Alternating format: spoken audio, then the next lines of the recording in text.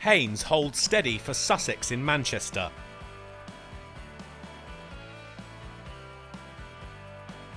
A bug infestation on the home outfield meant that Sussex would unusually call Old Trafford home for their opening fixture against the usual tenants Lancashire. They're joined in Group 3 by Yorkshire, Glamorgan, Northamptonshire and Kent, in their target of finishing as one of the two best performing teams across the tournament to progress to the showpiece final. A decent opening to the tournament was therefore important to both.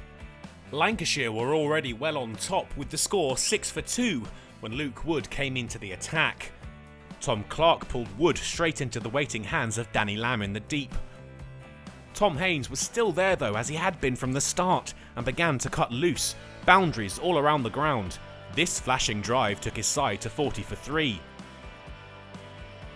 But it was on that score that Sussex lost their fourth wicket. Ben Brown caught well by Stephen Croft for just one. Haynes didn't slow. More flashes through the offside took Sussex past 50 and then to his own from 94 balls. He was making himself at home at Old Trafford as Sussex went into lunch at 66-4. Rawlins and Haynes came out of the interval all guns blazing. Their partnership was soon worth 50 runs and Sussex ticked over into three figures. 106 was the score when Rawlins padded up to Wood, walking back shaking his head for 18, and Sussex now 5 down. Not to be deterred, Haynes pushed on, but would lose another partner.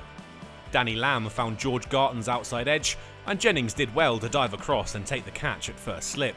Ollie Robinson was the next man in for Lancs, and didn't waste any time, climbing into the bowling of Hartley, while Haynes moved towards 100. Haynes was the lone hand in this Sussex innings, and duly went to his third first-class 100, his teammates rightly saluting this effort. Only his partner Robinson had scored beyond 20.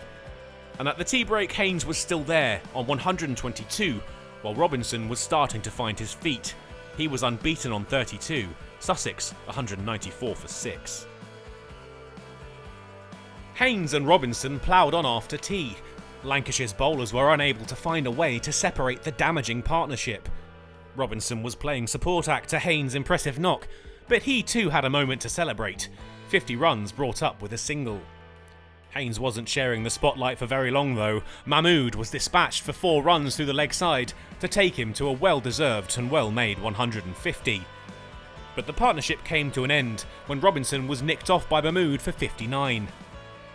And then Haynes' long vigil was at an end too, when he finally misjudged a cut from the bowling of Tom Bailey. After 155 wonderfully made runs, he would finally depart, with his side 277 for 8. Jack Carson didn't stick around too long. He fell victim to a full delivery from Lamb, out plumb LBW for 4. The day was brought to a close soon after, with Sussex on 291 for 9. Lancashire had started the day on top, but the damaging innings of Haynes meant that for all their hard work, they couldn't keep the scoring down as much as they'd have liked. The Sussex opener had been the shining light. His knock of 155 has given his side a good total, with 300 achievable in the morning on day 2.